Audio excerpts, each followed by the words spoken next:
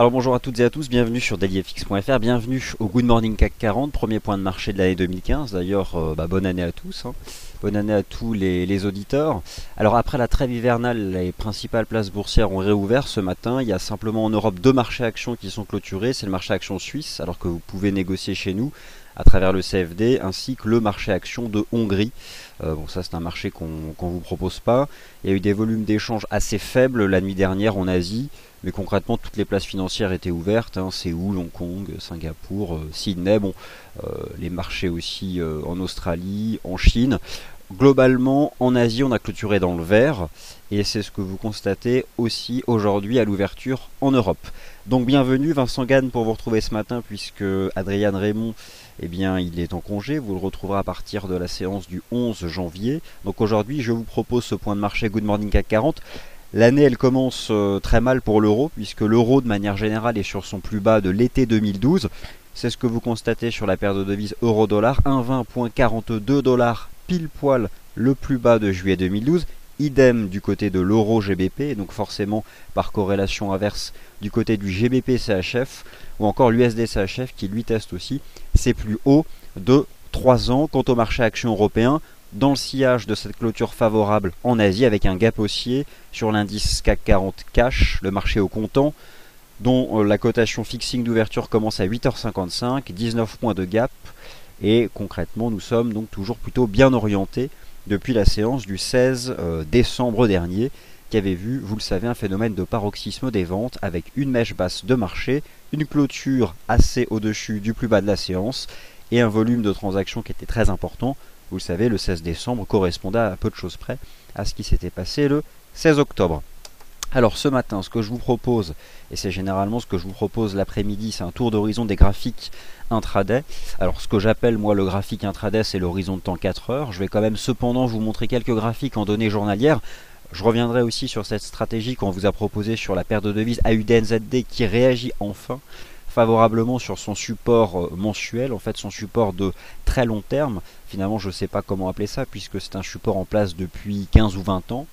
Donc là, on dépasse même le cadre du long terme, hein. Bref, pour le moment, on a une belle réaction, et nous verrons qu'en intraday, on est justement sorti par le haut d'une compression chartiste. Ça part plutôt bien.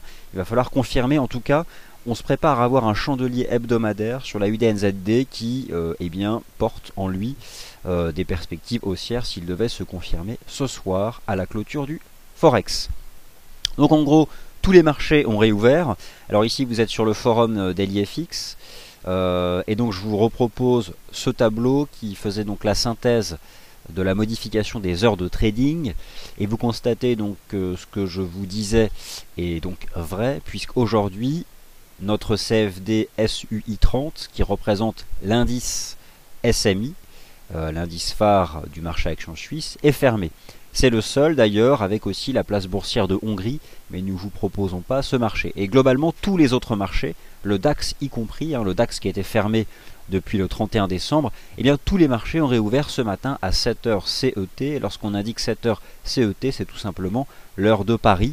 Quant au marché action US ou encore au marché action britannique, eh bien nous sommes à nouveau dans les heures de négociation normales. Donc retour enfin à la normale du côté des heures de trading, et probablement donc un volume d'échange qui se fera à nouveau plus significatif et en augmentation, mais probablement à partir de la séance de lundi prochain. Voilà donc pour l'introduction. Du côté du calendrier économique, eh bien forcément si l'euro est sur un plus bas aujourd'hui, que s'est-il passé? Alors en réalité, ce n'est pas une statistique économique qui a créé le mouvement sur l'euro que vous observez ce matin, et je vais notamment me concentrer sur l'euro GBP et l'euro dollar, mais c'est tout simplement une interview que Mario Draghi, donc le gouverneur de la Banque Centrale Européenne, a donnée auprès de la presse en Allemagne. Donc je ne sais plus exactement quel est le quotidien en question, ou l'hebdomadaire, peu importe. Mais voilà la citation qu'il faut retenir. Je le cite donc: nous sommes en pleine préparation technique pour ajuster l'ampleur, le rythme et la nature des mesures qui seraient à prendre début 2015. Donc il y a une indication temporelle. S'il devient nécessaire de réagir à une trop longue période de faible inflation. Et la conclusion, il y a unanimité là-dessus au sein du Conseil des gouverneurs. Il y a unanimité là-dessus au sein du Conseil des gouverneurs. Donc ça, c'est quelque chose qui entretient à nouveau la spéculation vis-à-vis de l'engagement par la Banque Centrale Européenne d'un programme d'achat de titres souverains en direct. C'est ce qu'on appelle, et ce qu'on appelait aux États-Unis un quantitative easing. Prochaine décision de la Banque Centrale Européenne le 22 janvier. Autant vous dire donc que les 3 prochaines semaines, les 3 premières semaines du mois de janvier, vont voir bien, de la spéculation vis-à-vis de l'engagement d'un tel programme. Parlons peu, parlons bien, 5 minutes d'introduction fondamentale, on arrête là, on passe au graphique. Où en est la paire euro-dollar? Eh bien, vous l'avez actuellement sous les yeux, et nous sommes pile poil, finalement, l'aboutissement d'un grand cycle baissier, qui a commencé au printemps dernier, mais qui n'est probablement pas terminé. En tout cas, du point de vue de l'analyse technique, il n'y a actuellement aucune indication de stabilisation, ni même signal d'achat, c'est plutôt le contraire, ni divergence de momentum, en fait, il n'y a rien, quoi. Concrètement, c'est baissier. Par contre, on teste quoi? Eh bien, on teste ce niveau. Alors, je vais zoomer dessus, je vais revenir dans le passé, et nous y sommes, là, dans le passé. Voilà, donc voilà ici, revenu pile poil lors de cette séance du 24 juillet 2012, et le 24 juillet 2012, le plus bas de l'euro-dollar a été inscrit à 1,20.42 $.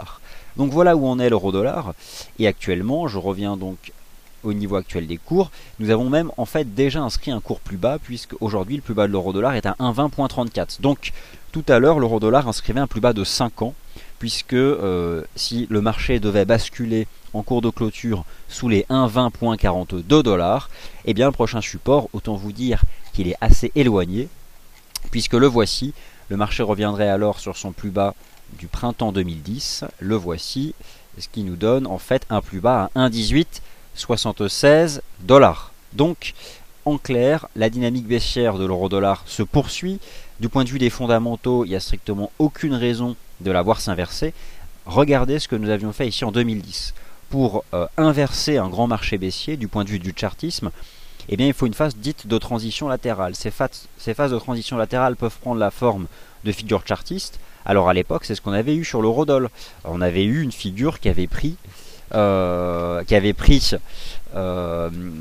elle avait pris 4 ou 5 mois, une structure en épaule-tête-épaule inversée, mais avec une tête faite à 1,1876. Donc clairement, là, actuellement, on est face à un mouvement qui est hyper baissier, vertical, sans divergence, sans rien, on casse des supports, on baisse. Voilà, et donc là, on teste pile poil ce matin le plus bas de juillet 2012, 1,20.42. On fait une incursion à 1,20.34. On le sait, créé donc par cette interview de Mario Draghi. En clair, le niveau là, c'est probablement un objectif atteint. Autant vous dire qu'il peut céder aujourd'hui ou éventuellement tenir, à voir. Mais en tout cas, si le marché devait se reprendre, ce serait en direction de résistance qui serait probablement très vendue. Je pense que lors des 3 prochaines semaines, d'ici la BCE du 22 janvier, la spéculation vis-à-vis de l'engagement d'un QE va être extrêmement intense. Et donc, cette tendance baissière peut se poursuivre. Il faudra aussi regarder du côté du dollar américain qui lui est reparti en hausse. Nous avons cet après-midi, non pas une statistique vraiment importante, mais la dernière estimation, l'estimation finale du PMI des États-Unis, je crois dans le secteur manufacturier. Donc à suivre. En tout cas voilà, c'était le seul graphique en données journalières que je souhaitais vous montrer ici sur l'euro-dollar. Et forcément, on va aussi parler du cross euro-GBP parce que si l'euro-dollar teste ses plus bas de l'été 2012, c'est exactement le cas de l'euro-GBP. Il y a 2 niveaux aujourd'hui à retenir, 1,20.42 $ sur l'euro-dollar et 0,7751 sur l'euro-GBP. L'euro-GBP en fait qui a cassé un support qui était donc ce support des 0,7812 et qui donc à nouveau les teste. Et en clair, voilà sur quoi nous sommes. Et aussi à l'époque, on s'était retourné de manière violente, on avait fait un V-bottom, sauf que là, nous ne sommes pas du tout dans le même type de configuration. Et si jamais sur l'euro GBP, et nous allons voir tout à l'heure en intraday le GBP CHF, puisque finalement, je me souviens vous avoir parlé mardi après-midi des graphiques justement du GBP CHF et de l'euro GBP, et je regardais le GBP CHF, ça faisait drapeau avant nouvelle impulsion haussière, mais j'avais du mal à envisager le contraire sur l'euro GBP. Bon, finalement, c'est le GBP CHF qui a donné, permettait d'anticiper le mouvement. Et en clair, l'euro GBP, eh bien ensuite, ce sont les 0,7693 potentiellement qui peuvent être visés. Bon, voilà du côté des graphiques journaliers, c'est la seule chose que je souhaitais vous montrer. Maintenant, on va faire le tour d'horizon des graphiques en données 4 heures. C'est généralement quelque chose que je vous propose l'après-midi et que je vais continuer de vous proposer l'après-midi, sauf aujourd'hui donc. Là on va regarder donc les paires de devises, les indices boursiers, le Bund aussi, certaines matières premières. pour voir quelles sont les stratégies que nous pourrions mettre en place. Alors justement, on va commencer par l'euro-dollar et le GBP-CHF. Là vraiment, on bascule dans le cadre de l'intraday, donc éventuellement dans des stratégies de trading. On peut éventuellement s'écarter des fondamentaux ou de ses perspectives où on est exactement actuellement le marché. L'euro-dollar teste pile poil donc ce support des 1,20.42 $. Le marché est tombé dessus suite à cette interview donnée par Mario Draghi à un quotidien allemand. Par contre, l'USD-CHF, lui, teste aussi pile poil, c'est plus haut ici de... c'est plus ou... Ah non, c'est même encore plus vieux que ça. Non, c'est en fait pile poil la même chose, voilà, ce sont les sommets du 24 juillet 2012. Donc, l'USD-CHF, c'est clair qu'il est haussier, mais là, il teste quand même cette résistance à 0,9971. Et d'ailleurs, il y a un niveau qui est très important, la parité.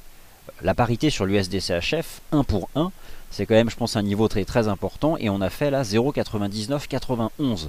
Donc potentiellement, et peut-être qu'aujourd'hui, cet après-midi, on va pouvoir dire que 1 dollar US vaut 1 franc. Ce qui déjà, en l'état, est l'aboutissement quand même d'une belle phase haussière que nous défendons depuis plusieurs mois. On atteint donc des objectifs sur l'USD-CHF. Faut-il shorter agressivement la résistance de l'USD-CHF? Honnêtement, vis-à-vis de la tendance de fond, ça me paraît quand même hyper risqué. Et je pense désormais en fait qu'on a plutôt un support à 0,9920 sur l'USD-CHF.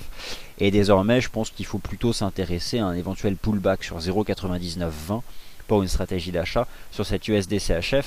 Ce qui correspondrait en fait à un euro-dollar en rebond technique éventuel, franchement, depuis les 1,20.42. Mais si jamais l'euro-dollar tient les plus bas de 2012 à 1,20.42, ensuite la résistance elle est à 1,2123. Bon, il faut généralement se méfier et pas forcément shorter les niveaux horizontaux sur l'euro-dollar parce qu'il a tendance à être piégeux. Et si jamais il doit rebondir et tenir, il y a une ligne de tendance baissière qui passe plus vers les 1,2160. Je pense que ce sera à nouveau vendu. Dans l'autre cas de figure qui verrait la cassure immédiate, et je pense que la moindre clôture 4 heures suffirait, la cassure en H4 des 1,20.42, et honnêtement ce marché, certes il y a le niveau des 1,20, mais 1,20 sur le plan de chartier ça représente rien, ensuite c'est 1,1876. Alors je pense que vous pouvez accorder votre confiance à l'USD-CHF, c'est ce niveau de support là qui m'intéresse sur l'USD-CHF, 0,9920. Donc à peu de choses près, ça correspondrait ici à cette résistance sur l'euro-dollar. Alors maintenant, est-ce que l'euro-dollar d'abord se reprend vers 1,2120, ce qui ferait 70 pips de rebond avant de recouler et d'aller chercher pile poil les 1,20? Et bien ça, c'est la partie action des prix sur le très court terme qui est la plus difficile à prévoir. En tout cas, voilà donc où en sont ces deux marchés. L'euro-dollar est donc sur son support des 1,20.42 et l'USD-CHF il en est là. On peut faire exactement le même raisonnement cette fois-ci sur Euro-GBP et GBP-CHF. C'est rigoureusement la même chose ce matin, c'est donc assez impressionnant. L'Euro-GBP il est pile poil sur les 0,7750. C'est le plus bas de juillet 2012. Un niveau de support. Alors généralement lorsqu'on dit niveau de support, on se dit potentiellement stratégie d'achat. Sauf que généralement un niveau de support c'est intéressant pour une stratégie d'achat lorsque la tendance est haussière. Sauf que là, hélas, je pense que vous le savez, la tendance de l'euro, de manière générale, elle est plutôt baissière. Le dernier signal technique en date sur l'euro GBP, c'est la cassure de ces deux niveaux horizontaux. On retrouve ça aussi sur le GBP CHF. Alors certes, là on est quand même sur support, je l'admets, sur l'euro GBP, tant sur le RSI H4 que sur les prix. Éventuellement, si ce niveau des 0,7750 tient, le marché peut entamer un rebond technique en direction des 0,7790. Alors 40 ou 50 pips de rebond dans un premier temps,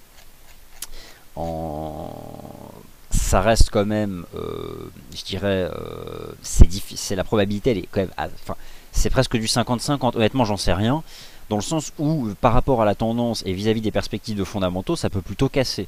Et si ça casse, on chute en ligne droite en direction des 0,7690. Donc je vais vous dire, moi mon mot d'ordre sur l'euro, intéressez-vous aux résistances. Intéressez-vous aux résistances. Honnêtement, vu tout ce que la BCE nous prépare pour l'année 2015, il y a de fortes chances que l'euro reste sous pression. Donc il faut shorter les premières résistances, je pense. Donc ça c'est pour l'euro GBP. Alors le GBP CHF forcément c'est la même chose. Je retrouve en fait ce graphique que je vous avais présenté mercredi qui était donc le fait que on avait eu un mât haussier sur GBP/CHF, une phase de transition latérale en rectangle, et en fait on en est sorti par le haut. J'avais quand même un bémol sur la stratégie de sortie par le haut parce que je voyais en effet l'euro GBP à proximité d'un niveau de support. Donc je voulais franchement être long du GBP/CHF, mais j'étais gêné par l'euro GBP. Voilà, on en est sorti par le haut et maintenant revoilà le GBP/CHF au contact de ces 1,5534. Honnêtement, sur le court terme, c'est un niveau de résistance, mais finalement, lorsqu'on va sur des graphiques à plus long terme, j'ai quand même l'impression que l'euro GBP est sorti par le bas d'un flat daily et que le GBP/CHF est sorti par le haut d'un flat daily. Et donc en clair que janvier on pourrait en fait faire de nouveaux plus hauts.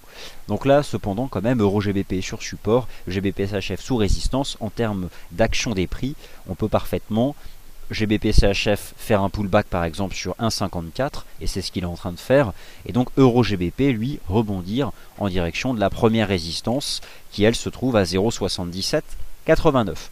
L'euro est sur support sur le court terme et donc il peut légitimement revenir chercher certaines résistances. Par contre ces premières résistances elles pourront être rapidement vendues par le marché.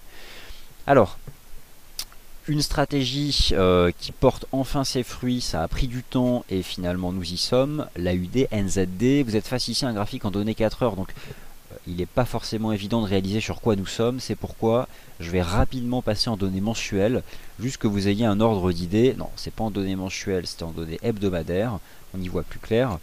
Voilà donc où en est l'AUD NZD, tout simplement 1,0428. Pourquoi est-ce que je vous montre aujourd'hui le chandelier hebdomadaire de l'AUD NZD? Parce que nous sommes le vendredi 2 janvier 2015 et qu'il s'agit donc d'une clôture hebdomadaire. Regardez le chandelier hebdomadaire que l'AUD NZD va nous faire. C'est un chandelier de rupture qui s'annonce, puisqu'on a eu 1, 2, 3, 4, 5, 6, 7, 8 semaines consécutives de corps rouge, 8 semaines consécutives de baisse sur l'AUD NZD et de chandelier japonais baissier. Et en fait, sur l'AUD NZD, c'était exactement à peu de choses près ce qui s'était passé ici en novembre 2015. Et donc je pense que le simple fait, si nous pouvions avoir ce soir une clôture hebdomadaire dans le vert, eh bien ce serait bon signe pour avoir encore la semaine prochaine une appréciation. Donc en clair, vous aviez notamment cette semaine la possibilité, et on en a beaucoup parlé en milieu de semaine, d'utiliser le support mensuel en place depuis 10 ans maintenant, il date de 2005 à 1,0428 pour vous positionner. En données 4 heures, je pense que la UDNZD est sortie par le haut, c'est pas hyper impulsif, mais d'une espèce de compression en biseau descendant. Donc je pense que là c'est plutôt bien parti. Qu'est-ce qu'on peut viser? Eh bien, si vous prenez le dernier mouvement baissier sur la UDNZD, il y a une ligne de tendance baissière ici en place depuis le 31 octobre. Vous le savez, on avait besoin de statistiques pour ça. La nuit dernière, la Banque Centrale d'Australie a publié un rapport qui permet, eh bien, enfin une reprise technique de l'AUD. D'ailleurs, l'AUD USD, il y a peut-être quelque chose à faire. Alors, en tout cas, la UDNZD, surtout ne coupez pas. Hein, là, je pense que c'est une des stratégies de long terme qui part bien. Il y a plusieurs possibilités. Soit vous êtes en stop initial, soit vous avez qu'un objectif de court terme, et dans ces cas-là, la ligne de tendance baissière, elle passe à 1,0590. Donc, disons que une première target, c'est 1,0590, 1,6. Sinon, il y a une autre façon de faire, c'est le stop suiveur. Honnêtement, sur la plateforme, c'est assez hyper pratique. Disons que si on est censé être sorti par l'eau d'une compression, je pense qu'un pas suiveur de 10 c'est pas mal et ça permettra d'accompagner le mouvement. Et par contre là impérativement le premier support est à 1,0468. Là le stop il doit clairement encore être en dessous parce que on peut le tester. Ça reste une paire croisée donc on ne sait jamais vraiment les mèches qu'elle peut nous faire, donc ce serait dommage de se faire sortir. Donc voilà, accompagner le mouvement avec du stop suiveur, ça en vaut la peine, dans le sens où derrière on peut avoir quelque chose de sympathique. Et sur le court terme, je vise au moins les 1,0590, les 1,06, la ligne de tendance baissière en place depuis les derniers mois. Donc voilà, ça c'est ce que je pouvais vous dire sur le ce cross AUD-NZD. Alors maintenant l'eurodoll en H4, écoutez, nous sommes sur ces 1,20.42. Est-ce que vous trouvez qu'il y a une réaction? Est-ce que vous avez l'impression que le marché il a envie de payer les 1,20.42? Un support c'est toujours tentant, mais c'est toujours plus tentant parce qu'on est dans une belle dynamique haussière. Donc là, il y a aujourd'hui, aujourd'hui ou la semaine prochaine, en tout cas, je pense que ce niveau cassera. Je peux pas vous dire quand. Mais si je devais intervenir sur l'eurodoll, ce serait plus à 1,2125, 1,2150, qui sera en fait la première résistance. Donc voilà où en est ce marché. Ensuite, dans les autres stratégies qui sont intéressantes, je pense qu'il faut avoir un œil sur le dollar australien, parce que le dollar australien il s'est fait marcher dessus ces derniers mois. Il a beaucoup chuté. C'est un succès personnel, je dirais, de la Banque centrale d'Australie, qui a tout fait en fait pour utiliser les bons mots pour faire se déprécier ce cross de devises. Faut-il payer tout de suite maintenant l'AUD USD? Alors, j'ai envie de vous dire que il y a peut-être quelque chose à faire. Pourquoi? En données journalières, nous sommes toujours sous l'influence d'une divergence haussière de momentum. Ok, le mouvement reste baissier, mais on a quand même cassé à la hausse cette ligne de tendance. Il y a une dive haussière. Il y a encore une possibilité de voir ici le RSI Daily se reprendre au moins en direction de la neutralité, qui est le seuil des 50. Je l'admets, c'est de la contre-tendance, mais j'ai envie de dire que sur l'AUD USD, le support à 0,8120, eh bien, pour une stratégie d'achat, ça me paraît envisageable. C'est un niveau de support, c'est ce niveau-là, 0,8120. Éventuellement petite position, stop sous 0,81, donc ça fait un risque de 40 points. Si ça casse, eh bien on refera de nouveau plus bas, et ok, voilà. Mais je pense que là, on a quand même, sur l'AUD USD, une stratégie qu'on peut mettre en place sur ces 0,8120. Ça va en fait dans le sens de ce qu'on aperçoit de manière générale sur l'AUD, c'est ce dont on vous a parlé notamment sur l'AUD CAD ou encore l'AUD CHF. L'AUD NZD, ça a enfin porté ses fruits. Mais voilà, je pense que sur l'AUD USD, on peut utiliser ce support des 0,8120 pour envisager un redémarrage. Alors le dollar US il reste sacrément fort. Vous avez assisté à nouveau au redémarrage de l'USD Yen. Rappelez-vous quelles sont les dominantes de l'année 2014. La monnaie leader c'était le dollar US. La monnaie massacrée, le flop forex de l'année c'était le yen. Il s'avère que a priori la première séance de l'année commence à plus ou moins se dérouler de la même façon. L'USD index, selon notre indice Dow Jones FXM Dollar Index, en fait il a fait simplement un pullback sur support. C'était ce précédent cours de clôture, il a pullbacké, il se reprend, et là en cours de clôture, en fait nous, le dollar US il fait déjà des nouveaux plus hauts. Donc finalement, tous ces thèmes, ce fameux thème de la divergence des politiques monétaires, toutes ces choses sur lesquelles on s'est appuyé l'année dernière pour défendre l'appréciation de ce marché, eh bien ça semble encore valable. Et lorsque vous voyez Mario Draghi qui dans la presse allemande parle de l'unanimité du Conseil des gouverneurs pour aller encore au-delà pour lutter contre la faible inflation, ça ne donne pas vraiment envie d'acheter d'euros. Donc l'USD index, eh bien, il est en train de casser la résistance des 11 580 et mieux vaut continuer à chercher des achats sur ce doll US, mais pas face à n'importe quoi. L'USD Yen en fait, l'USD Yen franchement c'est jamais évident parce que, je crois que d'ailleurs Nicolas vous a conseillé mercredi une stratégie d'achat qui porte ses fruits lorsque le marché a fait un pullback ici sur 119. Ça repart, ça relance. Je pense que l'USD Yen sur le court terme, eh bien là il peut au moins revenir chercher les 120.80. C'est la première résistance. Ce qui est aussi pas mal, c'est de voir finalement que les 120.15 agissent à nouveau comme support. En fait, on a eu un mât haussier. On a retracé d'ailleurs combien sur l'USD Yen? On a retracé 38 de pile poil, 118,80 d'ailleurs, c'est un ratio. Après avoir fait en fait un espèce de V-bottom ici, ça relance. Donc j'ai envie de dire c'est plutôt bien orienté. L'USD Yen c'est probablement avec l'USD CHF les deux crosses les plus sympathiques pour l'appréciation du doll. Disons que au-dessus de 120, et ça a intérêt à sérieusement tenir, tant que ça tient 120, on peut imaginer revenir chercher 120.80, et puis derrière, pourquoi pas 121.84. Il y a, par contre, pour acheter du dollar, je le ferai pas sur la UD/USD, parce qu'en fait, voilà, moi, je vois juste des stratégies graphiques. 0,8120, ça m'intéresse pour un achat, voilà, ça c'est clair. Par contre, sur l'USD/CHF, 0,9920 pour un pullback, éventuellement pour un achat, ça, voilà. L'euro-doll, on en a déjà parlé tout à l'heure.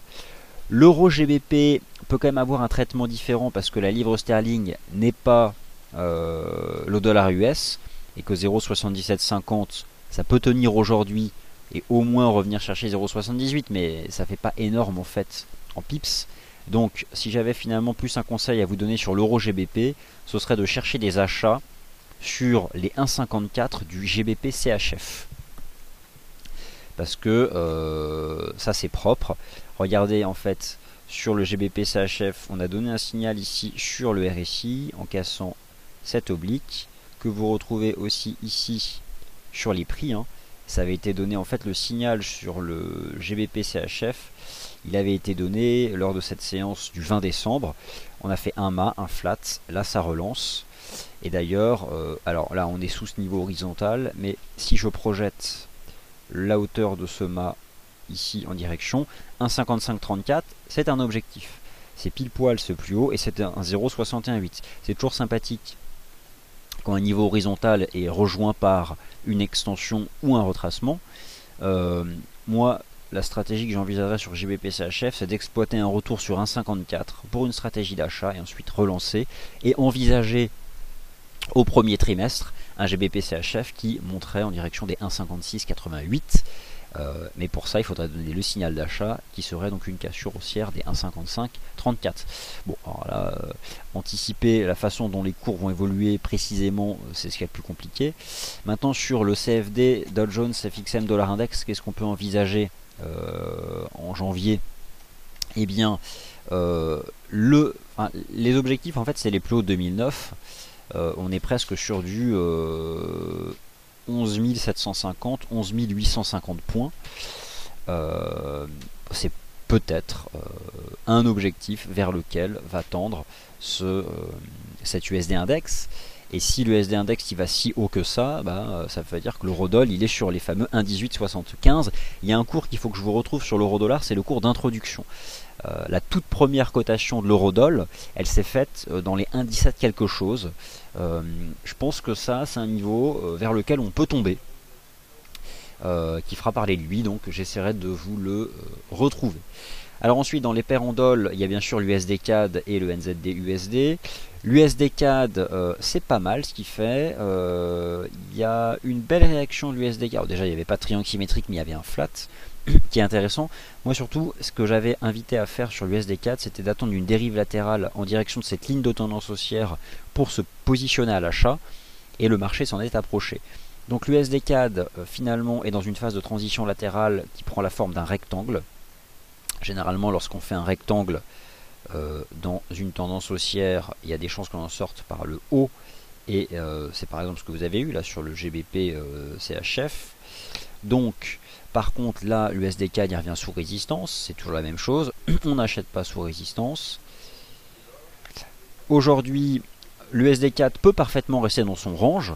Moi je vous invite à l'exploiter, ce range, et notamment ici cette ligne de tendance haussière en bleu pour des stratégies d'achat. Donc là vous êtes sous résistance sur l'USD CAD, donc vous pouvez absolument pas acheter, c'est impossible. Par contre, ça reste la force relative entre l'USD et les CAD. On voit que c'est un flat depuis les mi-décembre. On revient en bas, on pourra mettre en place une stratégie d'achat sans difficulté. Alors vous l'avez compris, si notre stratégie sur l'AUD-NZD porte ses fruits et est en train de s'accélérer, c'est forcément que l'AUD-USD prend le dessus enfin sur le NZD-USD. Et j'ai envie de dire, c'est pas trop tôt. C'est pour ça que chercher des achats sur l'AUD-USD sur 0,8120, pourquoi pas, mais forcément ça ne vaut pas la stratégie sur l'AUD-NZD. Par contre, si l'AUD-NZD se met à bien se comporter, je vous invite à exclure les achats du NZD-USD. Car si vous vous mettez à l'achat sur le NZD-USD, mais que vous êtes en même temps à l'achat sur l'AUD-NZD, vous ne feriez qu'enlever de la performance à la première stratégie. C'est pas possible. Donc il faut faire un choix. Et lorsque je vois la UDNZD, je vous invite à ne pas être à l'achat du NZD USD, mais à vous concentrer sur la UDNZD, éventuellement la UDUSD, et voilà. Alors maintenant le câble, il ne faut pas oublier le câble, parce que c'est vrai qu'on en parle un peu moins du câble. Le câble, c'est... J'aime pas en fait ce que fait le GBP depuis la mi-novembre. Alors il est toujours sous sa ligne de tendance baissière en place depuis juillet 2014. Finalement ça reste quand même un mouvement baissier. On fait une espèce de compression. Regardez ce qu'il fait le câble en weekly. Alors on fait une espèce de compression. Est-ce que c'est une espèce de wedge? J'en sais rien. Tout ce que je peux vous dire, c'est qu'il y a un gros support à 1,5425, mais qu'on n'y est pas. Je pense que se précipiter ou chercher des achats sur le GBP USD, c'est de la contre-tendance, et il y a probablement mieux à faire. Si ce n'est qu'elle baisse quand même par palier, et que un GBP USD qui par exemple se situerait... Ah, attendez, je vais aller rechercher ça. Là, moi je l'achèterais éventuellement sur des excès baissiers, mais alors vraiment de la stratégie de trading intraday. Donc c'est voilà, c'est vraiment que ça. Je pense que là le GBP USD de toute façon il va baisser jusqu'à 1,5460 hein, sans problème là. Aujourd'hui il est baissier, ça va baisser à 1,5460. Il faut pas mettre une pièce à l'achat sur le GBP USD, c'est pas possible, c'est baissier. Pas aujourd'hui en tout cas. Donc, pourquoi l'euro GBP tient son support des 0,7751? Eh bien parce que sur le court terme, le GBP USD baisse plus vite que l'eurodoll. Pourquoi est-ce que le GBP USD baisse plus vite que l'eurodoll? Parce que l'eurodoll, il est quand même sur son plus bas de... il est où d'ailleurs l'eurodoll là-dessus là? Il est sur son plus bas de juillet 2012. Donc ça tient. Par contre, le GBP USD, il était plutôt sous résistance. Donc lui, il baisse.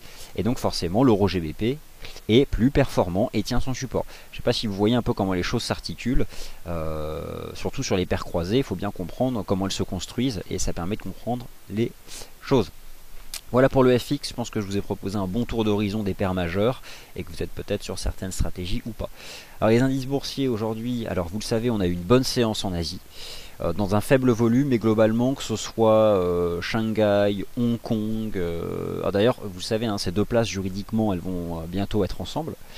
Le Japon, bref, on a eu des hausses légères en Asie, dans un volume très faible. Il ne faut pas s'attendre aujourd'hui au retour du volume d'échange, même si les heures de cotation redeviennent normales, sauf pour le marché suisse, eh bien, ça sera vraiment un redémarrage lundi. On a démarré une nouvelle année sur les marchés actions.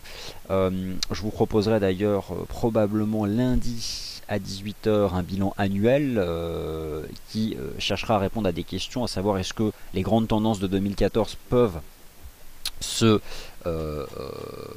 répéter. Le CAC 40, il a ouvert un gap haussier ce matin, il l'a déjà comblé. Donc c'était un gap de rien, c'est un gap commun, un gap qui est ouvert et qui est comblé dans la foulée, c'est un gap commun. Maintenant, où en sont aujourd'hui les marchés actions? Eh bien, le CAC 40, il y a ce fameux support des 4250, mais franchement, on est dessus depuis un certain temps. Je vais le prendre ici en données journalières, le CAC. Voilà où nous en sommes. On a fait une belle jambe de reprise impulsive. Et en fait, vous le savez, le CAC, il reste sous le gap baissier qui avait été ouvert le 9 décembre. Voilà où passe la partie basse du gap baissier du 9 décembre, c'est 4342. Par contre, il y a un gap haussier qui passe aux alentours des 4160. Donc là, sur le court terme, on peut parfaitement rester entre ces 4160 et ces 4342. Maintenant, sur le très court terme, justement, je vais aussi jeter un œil au DAX, parce que ça peut vous intéresser. Le DAX, dans un premier temps, ce matin, il a ouvert aussi un gap, mais il l'a comblé direct, donc c'est déjà fini. On revient tester sur le DAX les 9750. C'est un niveau de support. Est-ce qu'on peut envisager là tout de suite une stratégie sur les marchés actions européens? Je serais méfiant dans le sens où si vous prenez le SP500, le SP500 a quand même cassé un support qui est le support des 2080.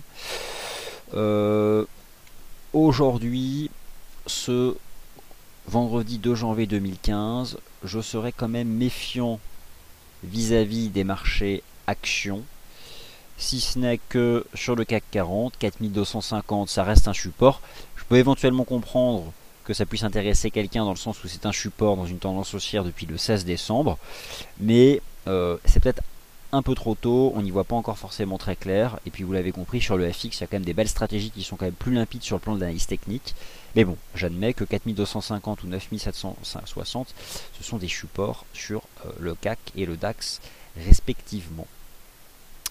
Les pétroles, écoutez, ils ont cassé des supports la semaine dernière. Première résistance sur le WTI à 54 $, sous 54 ça reste baissier, c'est une résistance. Et sur le Brent, 58,50 première résistance, ça reste baissier, il n'y a pour l'instant pas photo. Alors maintenant les métaux précieux, est-ce qu'on peut tenter quelque chose? Eh bien moi j'ai envie de vous dire que les 15,50 sont un support sur l'argent. Donc pourquoi pas? Alors c'est sûr que là le comportement du dollar US ça n'aide pas, mais les 15,50 $, c'est un niveau de support sur l'argent.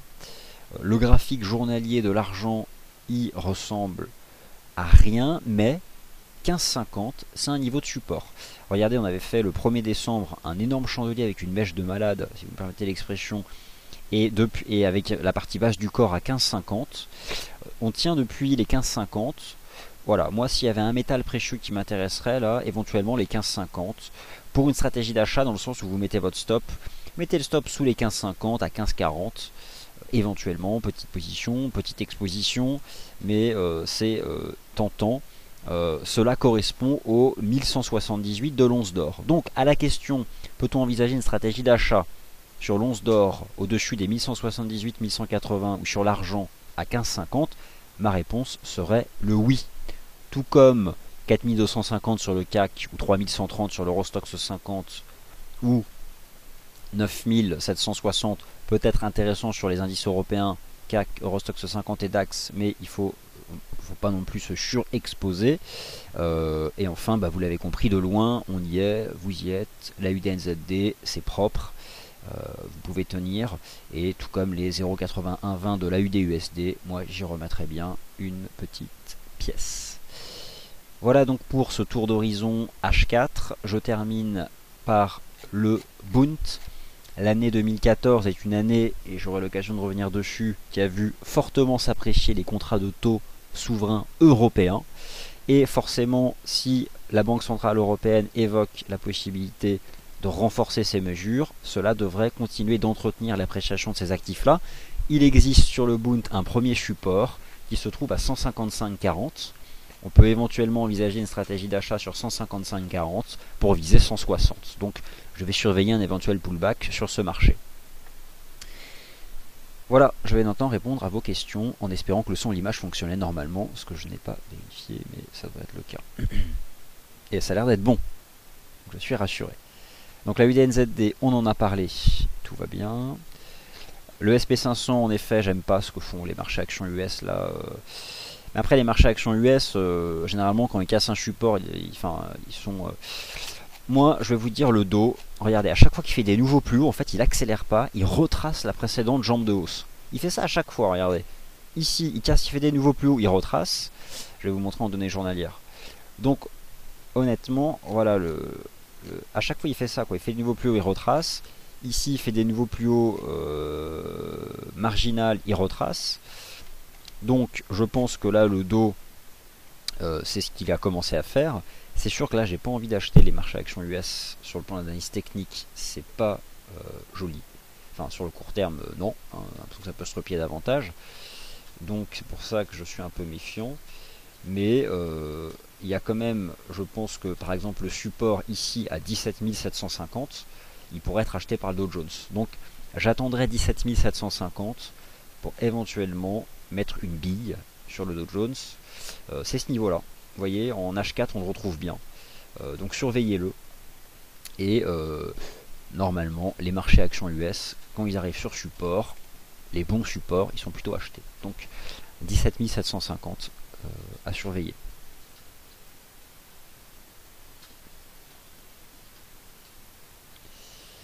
Alors, Ok, donc Panther 66.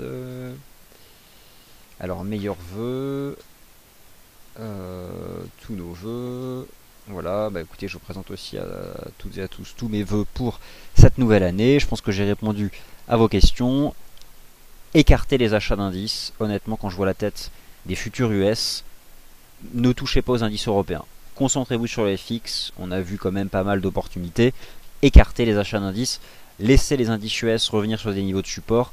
Pas d'achat avant 17 750. Et là, on commencera à se poser la question.